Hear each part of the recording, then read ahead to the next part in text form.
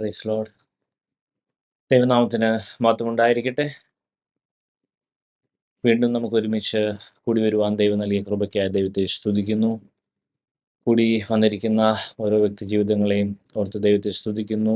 Meeting lead ചെയ്യുന്ന Saju brother, അതുപോലെ കൂടി വന്നിരിക്കുന്ന എല്ലാ ദൈവജനങ്ങളെയും ഓർത്ത് അധികമായി ദൈവത്തെ സ്തുതിക്കുകയും വന്ദനം ചെയ്യുകയും ചെയ്യുന്നു. നമ്മൾ കഴിഞ്ഞ ആഴ്ചകളിൽ പഠിച്ചുകൊണ്ടിരുന്ന കാര്യങ്ങളെക്കുറിച്ച് സാജു ബ്രദർ ഓൾറെഡി ഒരു ബ്രീഫ് ഇൻട്രൊഡക്ഷൻ തന്നു.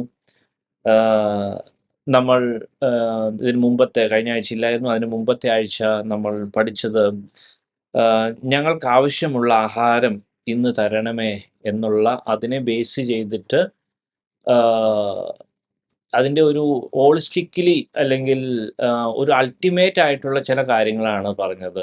അതും 121 സങ്കീർത്തനത്തിൽ, അതായത് നമ്മുടെ കാൽ വഴുതാതെ മുതൽ നമ്മുടെ സോളിനെ അവസാനം വരെ പ്രിസർവ് ചെയ്യുന്നവരെ ദൈവത്തിന് അങ്ങനെ അത്രയും കാര്യങ്ങൾ ചെയ്തു തരാൻ ദൈവം പറ്റും. ഇൻ ബിറ്റ്വീൻ നമ്മുടെ സകല പ്രൊട്ടക്ഷൻ, നമ്മുടെ സകല ആവശ്യവും എല്ലാ കാര്യവും പ്രവർത്തിക്കാൻ ദൈവത്തിന് പറ്റും. പക്ഷേ നമ്മൾ ആവശ്യക്കാരായിരിക്കും, നമുക്ക് താല്പര്യം ഉണ്ടാവണം, നമ്മൾ അത് ചോദിച്ച് മേടിക്കുക, നമ്മളത് ആത്മാർത്ഥമായ ദൈവത്തിൻ്റെ സന്നിധിയിൽ എന്ത് കാര്യം, ദൈവത്തിൻ്റെ കാര്യം അങ്ങനെയാണ്, നമ്മൾ മനസ്സിലാക്കി ചോദിച്ച് നമ്മൾ മേടിക്കേണ്ട ഉത്തരവാദിത്വം നമ്മൾക്കുണ്ട്.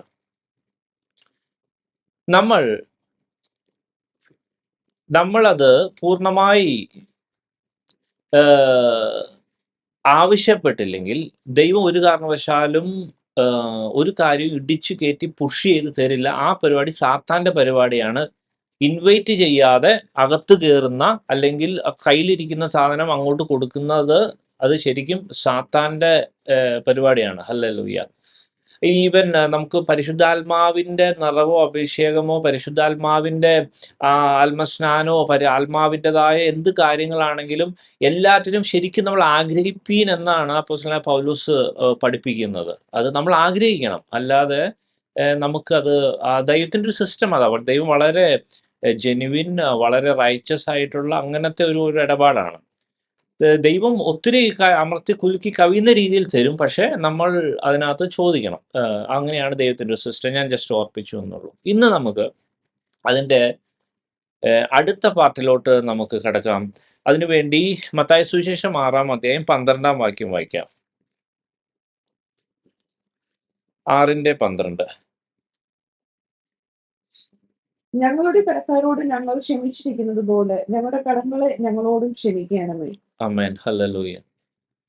ഈ വേദഭാഗം വളരെ അർത്ഥവത്തായ, വളരെ നമുക്ക് മനസ്സിലാകേണ്ടതും, അതേപോലെ തന്നെ നമ്മളെ യഥാർത്ഥമായ ശിഷ്യത്വത്തിലോട്ട് നയിക്കേണ്ടുന്ന, അല്ലെങ്കിൽ ശിഷ്യത്വത്തിൻ്റെ ആ ഒരു ലെവലിൽ നമ്മൾ എത്തേണ്ടുന്ന കാര്യം നമ്മളെ പഠിപ്പിക്കുകയും ചെയ്യുന്ന ഒരു പ്രാർത്ഥന, ഒരു പോയിന്റാണ്. അതിൻ്റെ ആഴം വളരെ ഡീപ്പാണ്. നമ്മുടെ പാപങ്ങൾ അല്ലെങ്കിൽ നമ്മുടെ പ്രശ്നങ്ങൾ ദൈവം ക്ഷമിക്കണമെങ്കിൽ ആദ്യം നമ്മൾ മറ്റുള്ളവരോട് ക്ഷമിക്കണം. നമ്മുടെ ആത്മാവിൻ്റെ അല്ലെങ്കിൽ ആ ക്ഷമയുടെ, അല്ലെങ്കിൽ മറ്റുള്ളവരോട് നമ്മൾ എങ്ങനെ ഡീൽ ചെയ്യുന്നു എന്നനുസരിച്ചിരിക്കും ദൈവം നമ്മളോട് ഡീൽ ചെയ്യുന്നത്. അപ്പം അതുകൊണ്ട് തന്നെ നമുക്ക് വേണ്ടിയാണ് നമ്മൾ മറ്റുള്ളവരോട് ക്ഷമിക്കേണ്ടതും, മറ്റുള്ളവർക്ക് വേണ്ടി അല്ലെങ്കിൽ മറ്റുള്ളവരുമായിട്ടുള്ള ഡീലിങ്സിൽ നമ്മൾ എന്തെങ്കിലും പ്രത്യേക രീതിയിൽ ദേഷ്യത്തിലോ ഇടർച്ചയിലോ ബുദ്ധിമുട്ടിലോ നിൽക്കുമ്പോൾ നമ്മൾ മനസ്സിലാക്കുക, നമ്മൾ നമുക്ക് തന്നെ ഏറ്റവും ദോഷം ചെയ്യുന്നത്. ആ വ്യക്തിക്ക് പ്രത്യേകിച്ച് ഒന്നും സംഭവിക്കുന്നില്ല. പക്ഷേ ഒരു വ്യക്തിനെ നമ്മൾ പകയ്ക്കുമ്പോഴോ അല്ലെങ്കിൽ ദേഷ്യപ്പെടുമ്പോഴോ ഒരു വ്യക്തിയുമായിട്ട് എന്തെങ്കിലും ബുദ്ധിമുട്ടിലായിരിക്കുമ്പോഴോ അതിൻ്റെ മുഴുവൻ ഇമ്പാക്റ്റ് നമുക്കാണ്. അപ്പം നമ്മൾക്ക് രക്ഷ വേണമെങ്കിൽ, നമുക്ക് വിടുതൽ വേണമെങ്കിൽ, നമുക്ക് യഥാർത്ഥമായ പ്രശ്നങ്ങളുടെ സൊല്യൂഷൻ വേണമെങ്കിൽ ആദ്യം മറ്റുള്ളവരുമായിട്ടുള്ള ഡീലിങ്സ് നമ്മൾ യഥാർത്ഥമായി കറക്റ്റാക്കുകയും ദൈവത്തിൻ്റെതായ ഹിതമനുസരിച്ച് നമ്മൾ അത് അലൈൻ ചെയ്ത് മുന്നോട്ട് പോവുകയും ചെയ്യേണ്ടത് വളരെ ആവശ്യമുണ്ട്. നമുക്കിത് കുറച്ച് ആഴത്തിൽ പഠിക്കേണ്ട ഒരു കാര്യമാണ്. ആഴത്തിൽ പഠിക്കുമ്പോൾ നമ്മളെ വേറൊരു തലത്തിലോട്ട്, നമ്മൾ ശിഷ്യത്വത്തിൻ്റെ ലെവലിലോട്ട് ആ ബൈബിൾ സ്റ്റഡി നമ്മളെ കൊണ്ടുപോകും. അതുകൊണ്ട് തന്നെ വളരെ ശ്രദ്ധയോടെ ഇരിക്കുകയും ഇന്ന് പ്രത്യേകിച്ച് പ്രാർത്ഥിച്ചപ്പോൾ ബൈ ചാൻസിൽ നമ്മുടെ അംബിക ചേച്ചി പ്രാർത്ഥിച്ചപ്പോഴും അതുപോലെ അമ്മിണി ആൻറ്റി പ്രാർത്ഥിച്ചപ്പോഴൊക്കെ പറഞ്ഞ പല കാര്യങ്ങളും കവർ ചെയ്യുന്ന, അവരറിയാതെ പ്രാർത്ഥിച്ച പരിശുദ്ധാത്മാവ് ഇടപെട്ട് പ്രാർത്ഥിച്ച പല കാര്യങ്ങളെ അഡ്രസ്സ് ചെയ്യുന്ന, അതിൻ്റെ സൊല്യൂഷൻ നമുക്ക് യഥാർത്ഥമായി മനസ്സിലാക്കി തരുന്ന ഒരു വളരെ ഇമ്പോർട്ടൻ്റ് ആയിട്ടുള്ള ചില കാര്യങ്ങളെയാണ് ദൈവം എന്നെ ഏൽപ്പിച്ചിരിക്കുന്നത്. അതുകൊണ്ട് തന്നെ പ്രാർത്ഥനയോടുകൂടെ, ആവശ്യബോധത്തോടുകൂടെ ദൈവം എന്നോട് സംസാരിക്കണമേ, യഥാർത്ഥം അങ്ങയുടെ വചനം അത് എനിക്ക് യഥാർത്ഥമായി തരണമേ എന്നുള്ള ഒരു ആവശ്യബോധത്തോടെ, ആഗ്രഹത്തോടെ ഇരിക്കണമേ എന്ന് അപേക്ഷിക്കുന്നു. പ്രത്യേകിച്ച് നമ്മുടെ ഈ ബൈബിൾ സ്റ്റഡി ഞാൻ കൂടുതലും എടുക്കുന്നത് ബിബ്ലിക്കൽ പ്രിൻസിപ്പിളിനെ ബേസ് ചെയ്തിട്ടാണ്. ഈ ബൈബിളിൽ എഴുതിയേക്കുന്ന സകലമാന ഇവൻറ്റിൻ്റെയും ഹിസ്റ്ററിയുടെയും അല്ലെങ്കിൽ ബൈബിളിലെ മിക്കവാറും എല്ലാ വാക്യങ്ങളുടെയും പുറകിൽ ചില ബിബ്ലിക്കൽ പ്രിൻസിപ്പിൾ ഒളിഞ്ഞിരിപ്പുണ്ട്. ഞാൻ സാധാരണഗതിയിൽ ആ പ്രിൻസിപ്പിളിനെ ബേസ് ചെയ്തിട്ടുള്ള അല്ലെങ്കിൽ ദൈവം നമ്മളെ വെളിപ്പെടുത്തുമ്പോൾ പലപ്പോഴും ആ വചനത്തിൻ്റെതായ ആ തത്വങ്ങളെ, ആ പ്രിൻസിപ്പിൾസിനെയാണ് ഞാൻ കൂടുതലും ശ്രോതാക്കളിലേക്ക്, എന്നെ ദൈവം പഠിപ്പിക്കുന്നു, അത് ഞാൻ ശ്രോതാക്കളിലേക്ക് കൈമാറ്റം ചെയ്യുവാൻ ആഗ്രഹിക്കുന്നത്. അതുകൊണ്ട് അത് കേവലം ഒരു ഹിസ്റ്ററീനെ നമ്മളൊന്ന് ഓർത്തെടുത്തിട്ട് നമുക്കൊന്ന് ഒരു ആത്മീയമായിട്ടൊരു ഉത്തേജനം നൽകി പോകുന്നൊരു രീതിയിലല്ല എൻ്റെ ബൈബിൾ സ്റ്റഡി. വളരെ അത് എല്ലാവർക്കും അറിയാവുന്ന, വളരെ ഫോളോ ചെയ്യുന്ന എല്ലാവർക്കും അറിയാം. വ്യക്തമായ പ്രിൻസിപ്പിൾസ് ഉണ്ട്. ഓരോ ഇവൻറ്റിൻ്റെ പുറകിലും ഓരോ പ്രിൻസിപ്പിൾ നമ്മൾ പഠിക്കാനുണ്ട്, ഫോളോ ചെയ്യുന്ന പല പാറ്റേൺസ് ഉണ്ട്. അപ്പോൾ അതിനെ ബേസ് ചെയ്തിട്ടുള്ള ഒരു ബൈബിൾ സ്റ്റഡി ആയതുകൊണ്ട് തന്നെ ശ്രദ്ധയോടുകൂടെ ഇരിക്കണം, അതിൻ്റെ ആ കണക്ഷൻസ് വിട്ടുപോകാതെ തന്നെ ഇരിക്കണമെന്ന് അപേക്ഷിക്കുന്നു. ഇനിയും ഇവിടെ നമ്മൾ കണ്ടതുപോലെ നമുക്ക് വേറൊരു വ്യക്തിയോട് ക്ഷമിക്കണമെങ്കിൽ നമുക്ക് യഥാർത്ഥമായ ആ ദൈവസ്നേഹം കൂടിയേ തീരൂ. ദൈവസ്നേഹത്തിൻ്റെ ഒരു ഒരു ഒരു ഒരു പ്രത്യേകമായ ഒരു സവിശേഷതയാണ് ഈ ക്ഷമിക്കാൻ പറ്റുക എന്നുള്ളൊരു കാര്യം. അത് നമുക്ക് ഗലാത്യ ലേഖനത്തിൽ ആ 5:22, 23 വാക്യങ്ങളിൽ നമുക്ക് കാണാൻ പറ്റും. 1 കൊരിന്ത്യർ അതുപോലെ 13:1 മുതൽ താഴോട്ടുള്ള വാക്യങ്ങൾ നമുക്ക് പഠിക്കേണ്ടതുണ്ട്. ആ വേദഭാഗങ്ങളിലൊക്കെ മനസ്സിലാവും. അപ്പോൾ യഥാർത്ഥമായ ഒരു വ്യക്തിയോട് ക്ഷമിക്കണമെങ്കിൽ നമുക്ക് ദൈവസ്നേഹം കൂടിയേ തീരൂ. അല്ലെങ്കിൽ നമ്മൾ ക്ഷമിക്കുന്നതായിട്ട്, അല്ലെങ്കിൽ നമ്മളെ മനസ്സിനകത്തൊക്കെ ഇച്ചിരി ബുദ്ധിമുട്ടിയാണെങ്കിൽ നമുക്ക് ചിലപ്പോൾ ക്ഷമിച്ചു എന്ന് വെക്കാം, പക്ഷെ നമ്മൾ മറക്കില്ല. നമ്മുടെ ഉള്ളിൽ അത് ഒരു മാർക്കായിട്ട് കിടക്കും. ഒരു പക്ഷേ വേണ്ടാന്ന് വെച്ചാൽ നമ്മൾ മനഃപൂർവ്വമായിട്ട് ക്ഷമിക്കാനൊക്കെ ശ്രമിക്കും.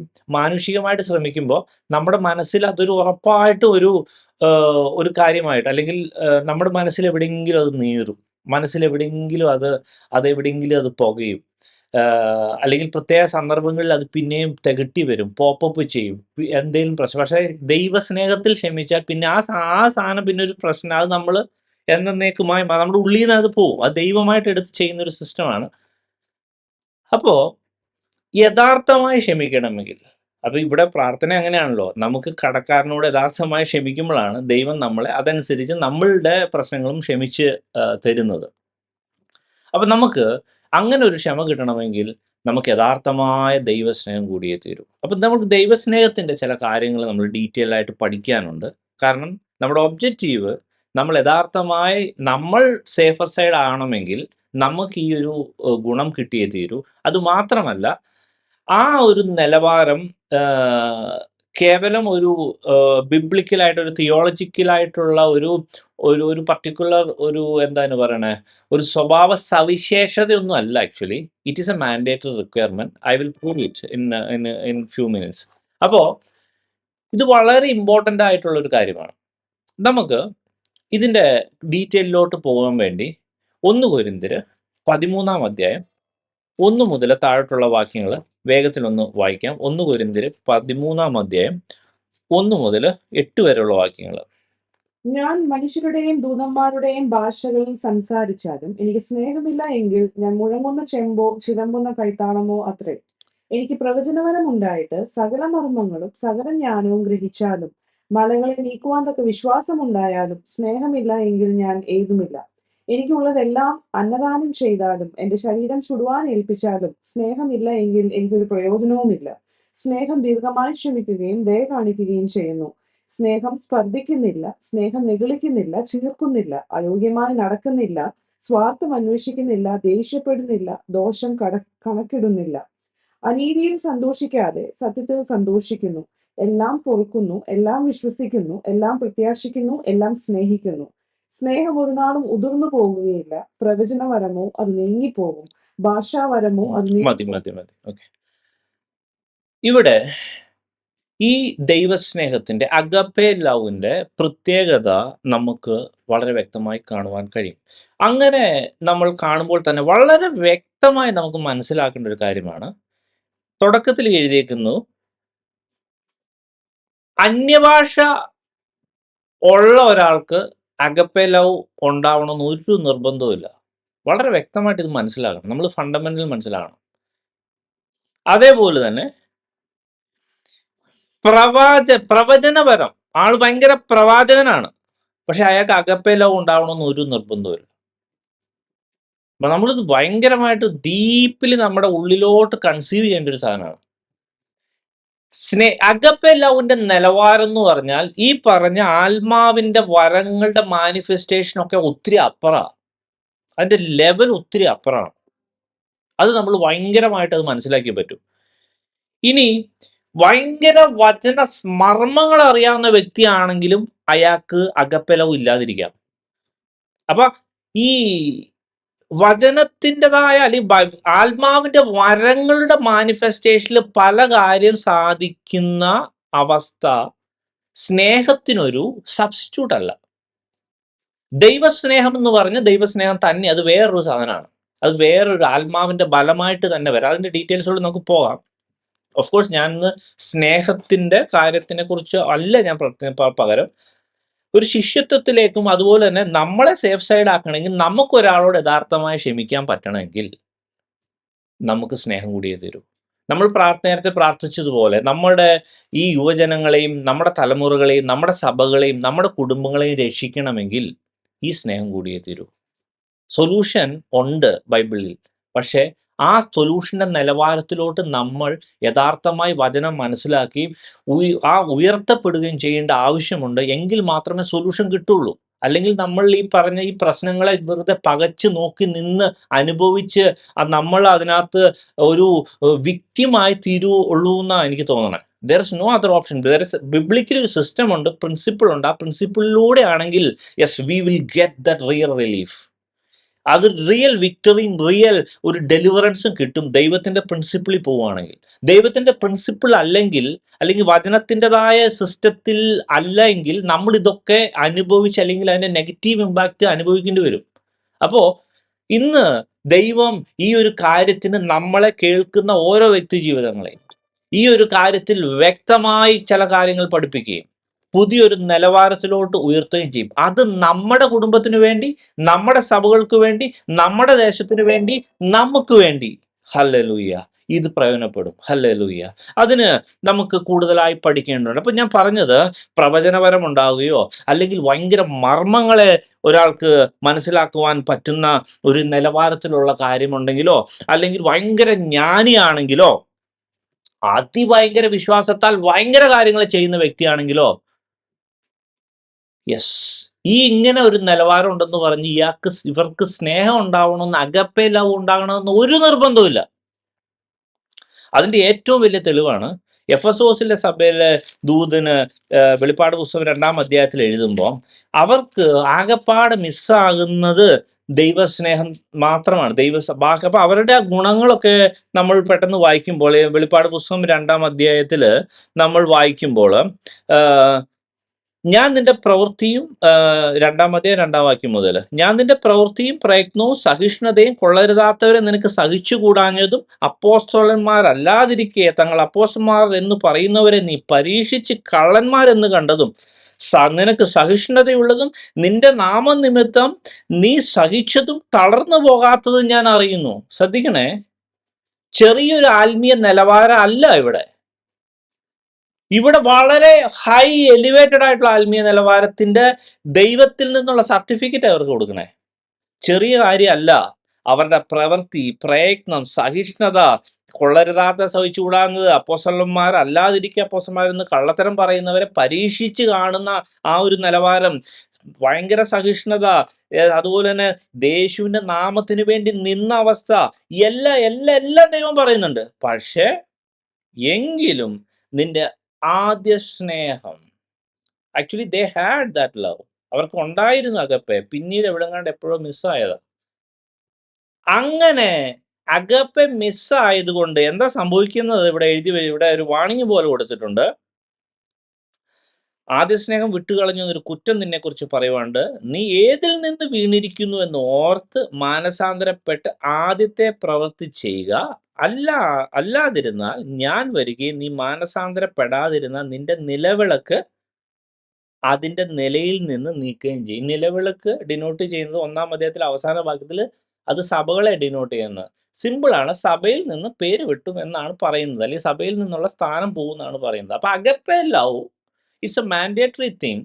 അഗപ്പെ ലവ് എന്നുള്ളതിന്റെ നിലവാരം എന്ന് പറയുന്നത് ബാക്കി എല്ലാ കാര്യങ്ങളുടെയും അതിന്റെ അപ്പുറം നിൽക്കുന്ന ഒരു സാധനം കൂടെ ആണെന്ന് നമുക്ക് വ്യക്തമായി മനസ്സിലാകും. വീണ്ടും നമുക്ക് തിരിച്ച് 1 കൊരിന്ത്യർ 13-ാം അധ്യായത്തിലോട്ട് വന്നു കഴിഞ്ഞാൽ, പരിശുദ്ധാത്മാവ് എന്നോട് പ്രത്യേകമായി പറഞ്ഞിട്ടാണ് ഇങ്ങനെ ഞാൻ എടുക്കുന്നത്.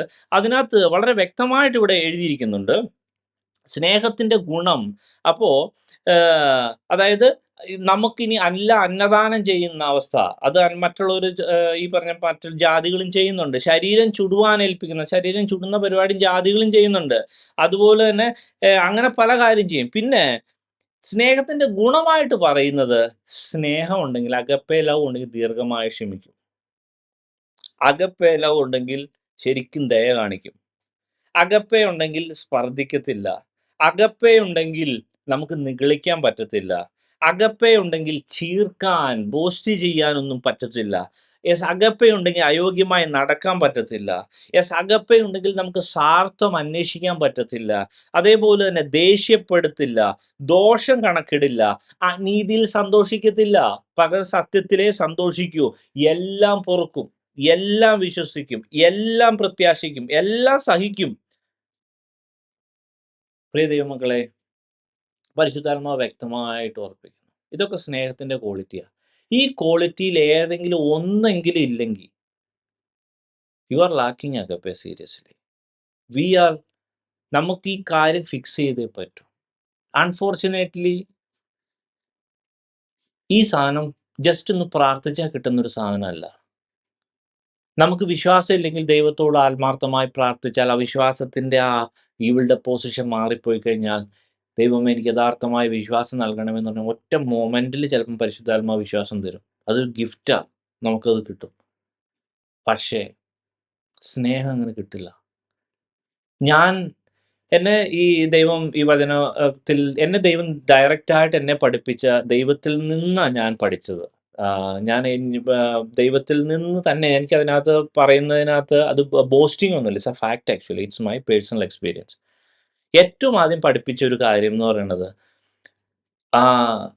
യോഹന്നാന്റെ സുവിശേഷം 15:16 പറയുന്ന ആ ബലം, അത് അഗപ്പെ ലവ് ആണെന്നുള്ള എന്നെ പഠിപ്പിച്ചത്. ഏറ്റവും ആദ്യം തന്നെ എനിക്ക് തോന്നുന്നത്,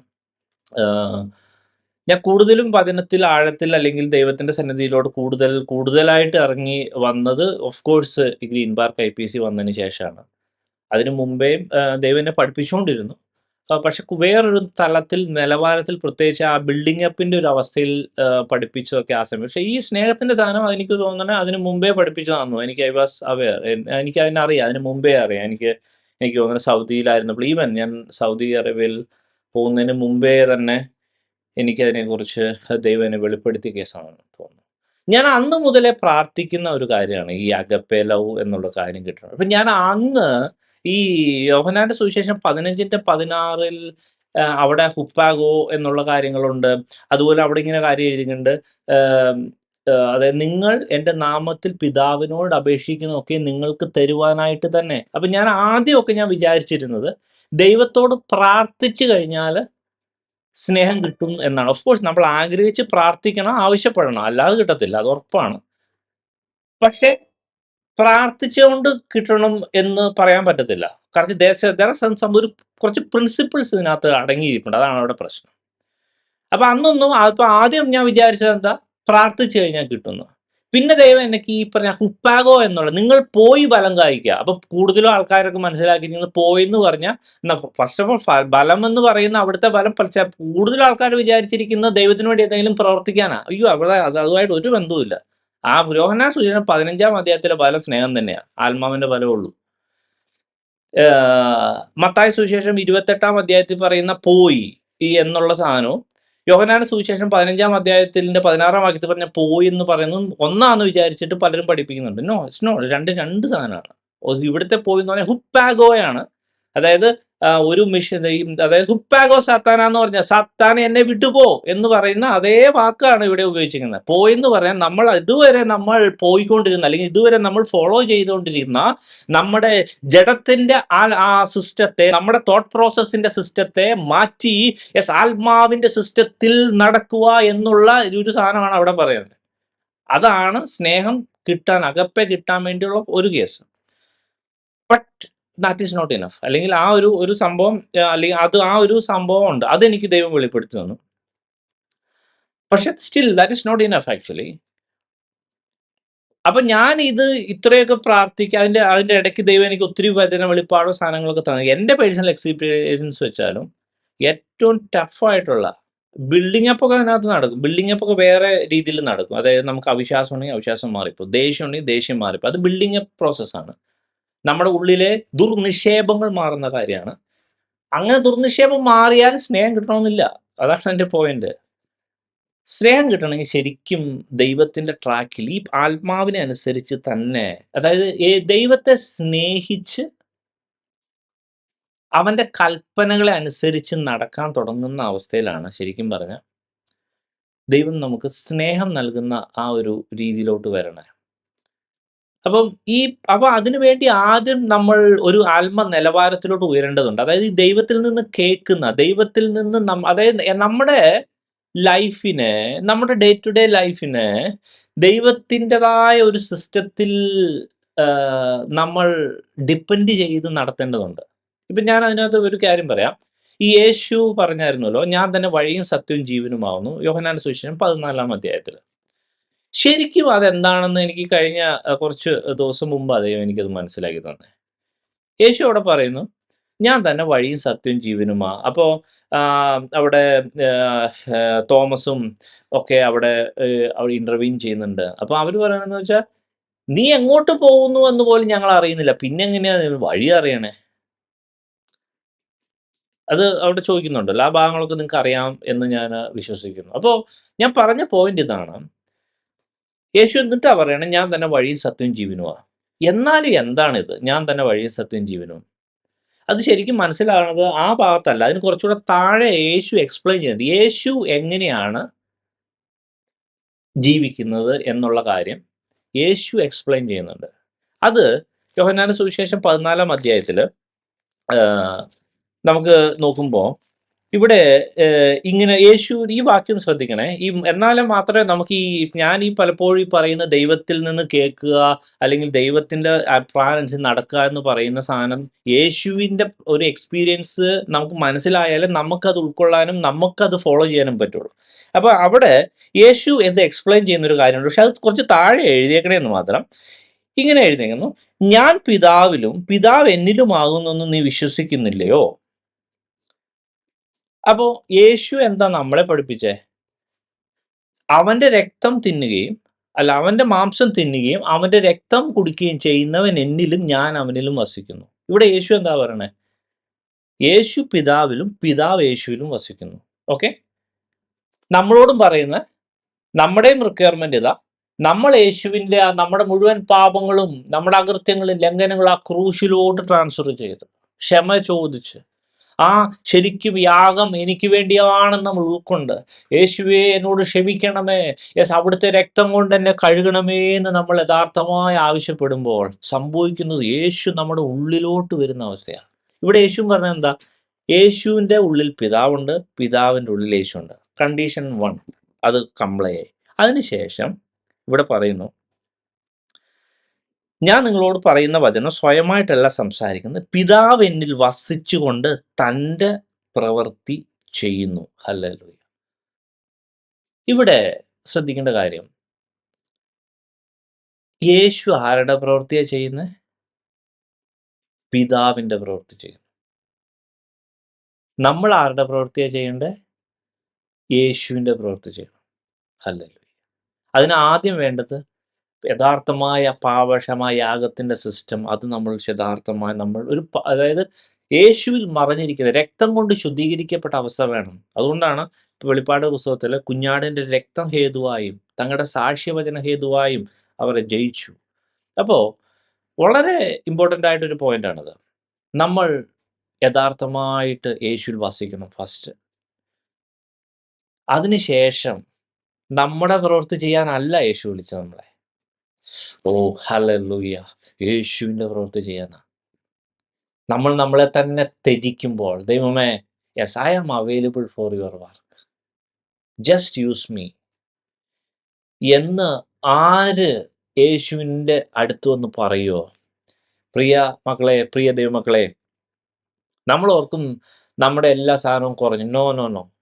നമ്മൾ ഒരു കാര്യത്തിന് ഡിനേ ചെയ്തിട്ടുണ്ടെങ്കിലോ 1000 മടങ്ങ് തിരിച്ചു തരും. എന്ത് കാര്യമാണെങ്കിലും നിങ്ങളുടെ പൈസ ഡിനേ ചെയ്തിട്ടുണ്ടോ യേശുവിന് വേണ്ടി? 1000 മടങ്ങ്. നിങ്ങളുടെ ബന്ധങ്ങൾ ഡിനേ ചെയ്തിട്ടുണ്ടോ? നിങ്ങളുടെ വിദ്യാഭ്യാസം ഡിനേ ചെയ്തിട്ടുണ്ടോ? നിങ്ങളുടെ സമ്പത്തോ അല്ലെങ്കിൽ നിങ്ങളുടെ എന്തെങ്കിലും കാര്യം ചെയ്തിട്ടുണ്ടോ?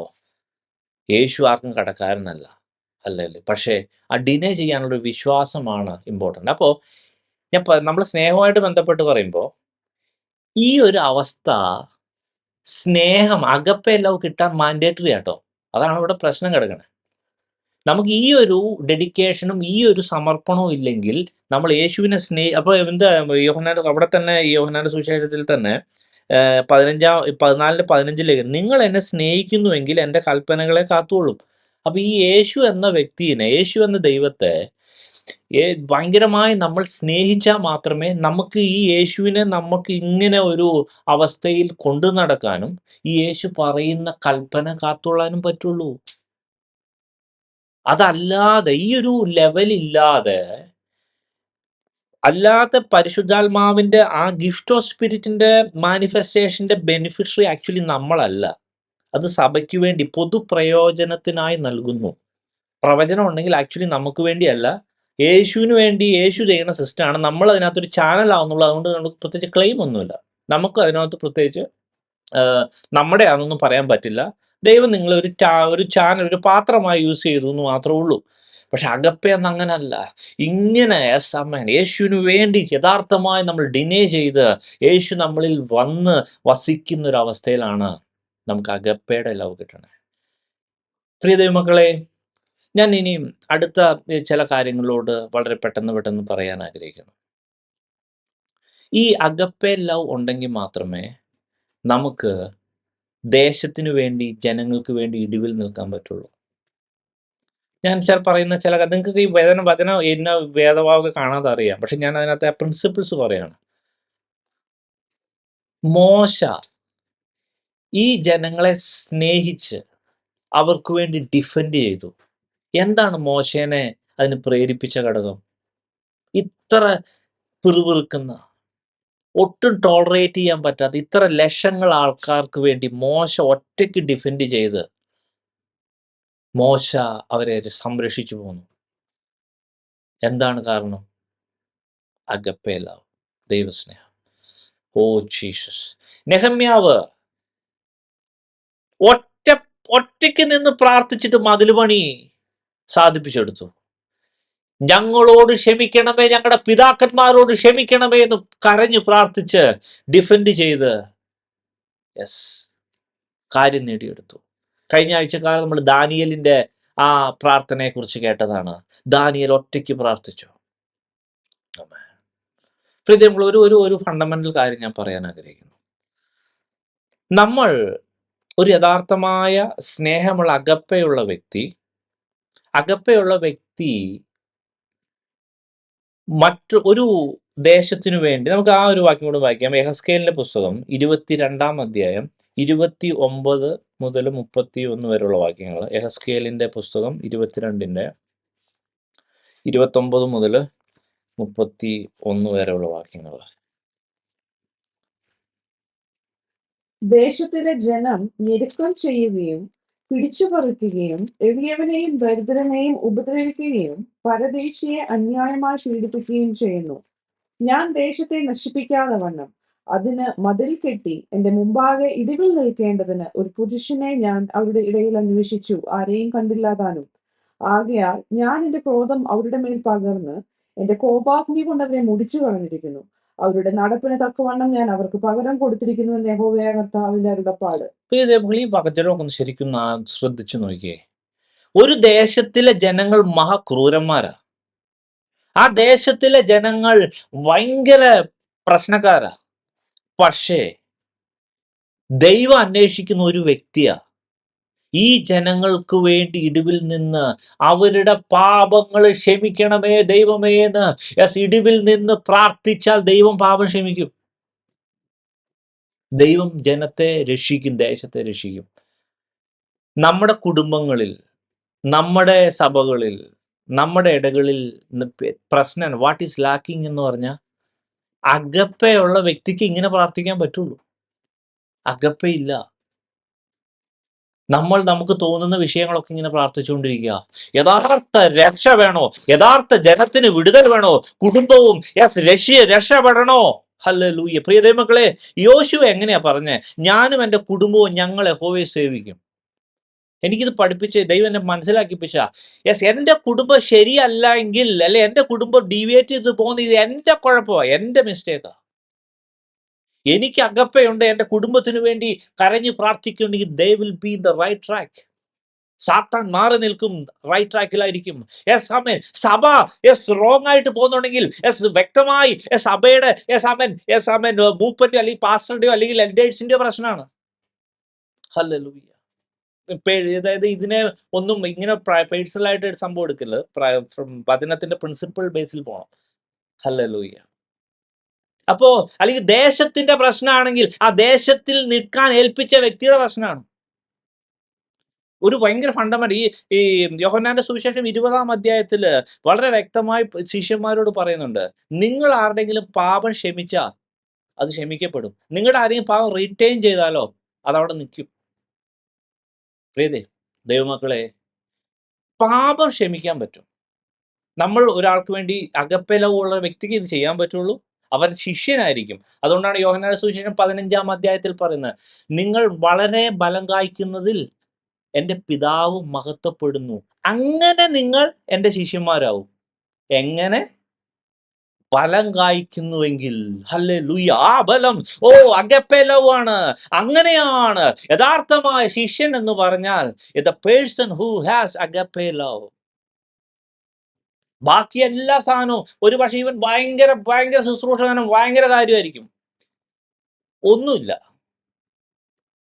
ഞാൻ മനസ്സിലാക്കിത്തോടത്തോളം he cannot enter even the kingdom. അല്ലെങ്കിൽ അവന്റെ പേര് വെട്ടിപ്പോവും. പിന്നെ അകപ്പെ ഈ എഫസോസിലെ സഭയുടെ അത് വെച്ച് നമ്മൾ ക്രോസിൽ നോക്കുമ്പോഴും വെളിപ്പാട് ദിവസം 21-8 വെച്ച് നോക്കുമ്പോഴും ഒക്കെ ഈ അഗപ്പെ ലവ് ഇല്ലാത്ത വ്യക്തിക്ക് മിക്കവാറും പല പ്രശ്നം ഉണ്ടാവും. പല ജഡികമായ സ്വഭാവം എൻ്റെ ഉണ്ടാവും. ആത്മാവിന്റെ ബലമില്ലെങ്കിൽ ജഡത്തിന്റെ ബലം എൻ്റെ ഉണ്ടാവുമല്ലോ. ആ ജഡത്തിന്റെ ബലം പലതും സ്വർഗരാജ്യത്തിൽ പ്രവേശിക്കാൻ പറ്റില്ല എന്ന് കട്ടായം പറഞ്ഞേക്കുന്ന സിസ്റ്റങ്ങളാ പലതും. സോ പ്രിയ ദൈവമക്കളെ, പിന്നെ വേറൊരു ഡേഞ്ചർ സാധനം കൂടി പറയാം. ഞാൻ പറഞ്ഞല്ലോ, നമ്മൾ അഗപ്പെ ലവ് ഉള്ള ഒരു വ്യക്തി പ്രാർത്ഥിച്ചാൽ മറ്റുള്ളവന്റെ പാപം ക്ഷമിക്കപ്പെടും. It's a fact actually. പക്ഷെ അവിടെ ഒരു പ്രശ്നം. അങ്ങനെയാണെങ്കിൽ എനിക്ക് ഒരു ചോദ്യം അല്ലെങ്കിൽ നമുക്ക് സംശയം തോന്നാം, ഇപ്പം ഞാൻ പ്രാർത്ഥിച്ചാൽ മതി എൻ്റെ കുടുംബം സ്വർഗത്തിൽ പോകുന്നത്, അല്ലെങ്കിൽ പാസ്റ്റർ പ്രാർത്ഥിച്ചാൽ, അല്ലെങ്കിൽ പാസ്റ്റർ ഡിഫെൻഡ് ചെയ്ത് പ്രാർത്ഥിച്ചാൽ മതി സഭ മൊത്തത്തിൽ അങ്ങ് പോകുന്നത്. പോത്തില്ല എന്ന് അതും വചനത്തിൽ ഒരു സിസ്റ്റം ഉണ്ട്. ആ സിസ്റ്റം നമുക്കൊന്ന് വായിക്കാം. ആവർത്തന പുസ്തകം 29-ന്റെ 3-ാം വാക്യം ഒന്ന് വായിച്ചാൽ. മോശയുടെ ഒരു പ്രാർത്ഥനയാണ്. ആവർത്തന പുസ്തകം 29-ന്റെ 3-ാം വാക്യം. എങ്കിലും തിരിച്ചറിയുന്ന ഹൃദയവും കാണുന്ന കണ്ണും കേൾക്കുന്ന ചെവിയും യഹോവ നിങ്ങൾക്ക് ഇന്ന് വരെയും തന്നിട്ടില്ല. പ്രിയ ദൈവമക്കളെ, ഈ മോശനെ കുറിച്ച് ഞാൻ പഠിച്ചപ്പം ആള് കണ്ടമാനം ദൈവമായിട്ട് കമ്മ്യൂണിക്കേറ്റ് ചെയ്ത് പിൻ പോയിന്റ് ആയിട്ട് ഓരോ കാര്യം മനസ്സിലാക്കുന്ന വ്യക്തിയാണ് മോശ. ഞാനിപ്പോൾ 1 മിനിറ്റിനുള്ളിൽ നിർത്തിക്കോളാം. പക്ഷെ മോശ കംപ്ലൈന്റ് ചെയ്ത് നെടുവേർപ്പെടുന്ന ഒരു കാര്യം, മോശയ്ക്ക് helpless, he was actually helpless in that particular thing. ഈ വ്യക്തികളുടെ ഹൃദയം മാറ്റാൻ മോശയ്ക്ക് പറ്റില്ല, അവന്റെ പ്രാർത്ഥനയ്ക്ക് പറ്റില്ല. പുതിയ നിയമത്തിൽ വരുമ്പോൾ യേശു ആ പത്രം അല്ലെങ്കിൽ ആ ഒരു അവിശ്വാസവും കോട്ടവുമുള്ള തലമുറയെ എന്ന് പറയുന്ന ആ ഒരു പോയിന്റ് ഉണ്ടല്ലോ, ഞാൻ എത്രത്തോളം നിങ്ങളെ സഹിക്കും വഹിക്കും എന്നുള്ള പറയാം. അപ്പൊ അവിടുത്തെ പ്രശ്നം പറഞ്ഞു, എന്തുകൊണ്ടാണ് ഇത് പറ്റാത്തതെന്ന് വെച്ചാൽ നിങ്ങളുടെ അല്പവിശ്വാസ നിമിത്തം അത്രേ, അവിശ്വാസ നിമിത്തം അത്രേ. ബേസിക്കലി അവിശ്വാസം അതൊക്കെ ഹൃദയത്തിലെ ദുർനിക്ഷേപത്തിൽപ്പെട്ട കാര്യമാണ്. പ്രിയ ദൈവമക്കളെ, ഹൃദയം മാറണമെങ്കിൽ അവനവൻ വിചാരിച്ച് അവനവൻ ദൈവത്തോട് ചോദിക്കണം. അവന്റെ പാപം ഒരുപക്ഷെ വേറെ ആരെങ്കിലും പ്രാർത്ഥിച്ചാൽ ക്ഷമിക്കപ്പെടും, ദൈവത്തിന്റെ പദ്ധതി അവിടെ നടക്കും.